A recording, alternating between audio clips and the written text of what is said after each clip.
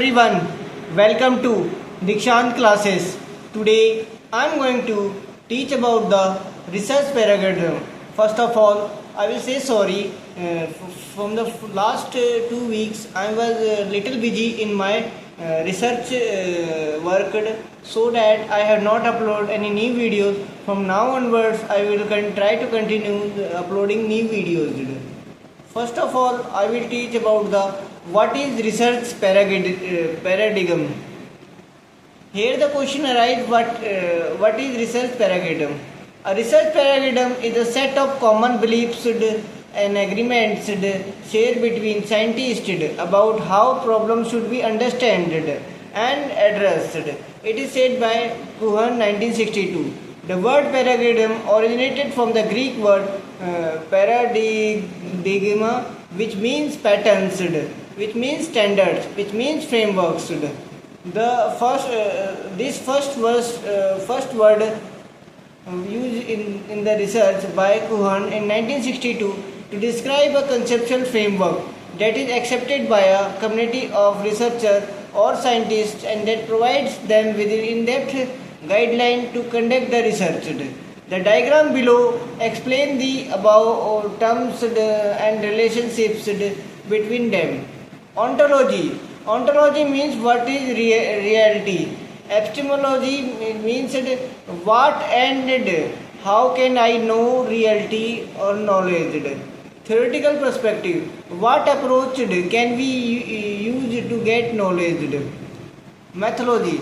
What procedure can we use to acquire knowledge? Method. What tool can we acquire knowledge? Sources. What data can we collect?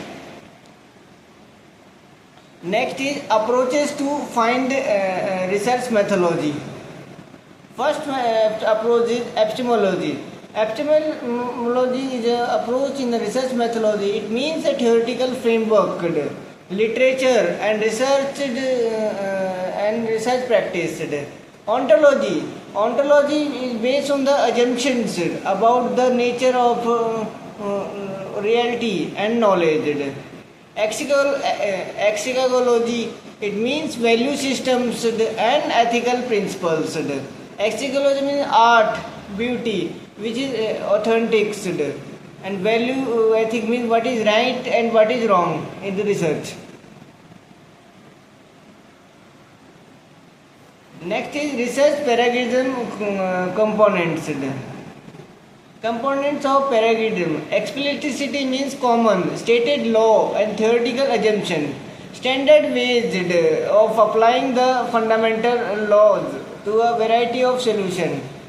Instrumentations and instrumental techniques that bring the laws of the paradigm to bear on the real world. General metaphysical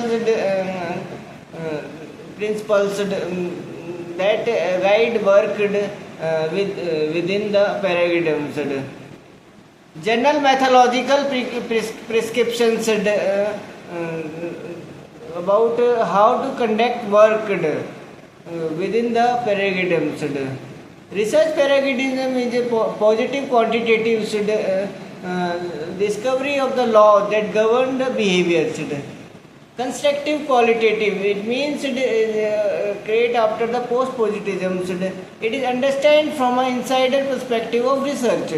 Critical post-modern, it investigates and expose the power relationship. It means critically examine and investigate the research.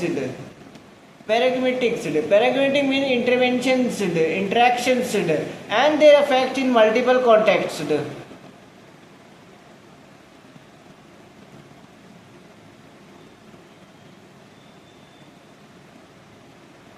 Next is the difference between normative paradigm, interpretive paradigm, critical paradigm. Normative paradigms, these are also called as scientific positive paradigms. Interpretive, they are also called as humanistic paradigm, critical. These paradigms are similar to the interpretative paradigm but beyond it. Paradigms tend to control the research conditions through which scientific method.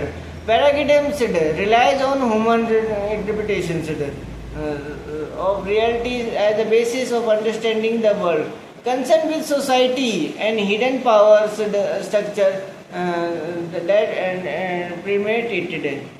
Since control it generalize the findings. These are post-positive paradigm. Main objective is to improve the practical field and change the situation with the action. Normative easy to objectives interpretive tend to use qualitative methods and critical paradigm use mixed approaches. Normative tend to use qualitative methods where interpretive paradigm is subjective in nature and where critical is difficult to conclude many interpretation, feminist studies, cultural studies. Replication of a true scientific study should be yield the same results. Replication of the study may not yield same result. Critical researchers make judgment about what is right or wrong about the society. Deductive process going from the generalization theory leading to the prediction hypothesis, explanation and understanding. The research process is inductive in which observations are made, then generalization are developed based on those observations, and it determines which can be done to improve the society. Next is the research philosophies. First is epistemology. Epistemology is the study of knowledge. It deals with origin, nature, scope, methods to acquire knowledge. The term first used by the Frederick Ferrier. There are basically two ways to acquire knowledge, and they are rationalism and empiricism. Rationalism tend to believe that logic and reasons are the means of acquiring knowledge. Mind is given the authorities, the oversense. This means that that's a prior use of logics and the reasons must come to first to conclude something before experience. Rationalism is associated with deductions. Empiricism claims the sensory experience is the ultimate starting point for all our knowledge. The senses give us all our raw data, the world, and without this raw materials, there will be knowledge at all. And this term is as posteriori is related to induction, means scientific experience, observations. That's all today's class. If you have any doubt, any query, and then post it in the comment section. I will surely make videos. Thank you so much for listening carefully.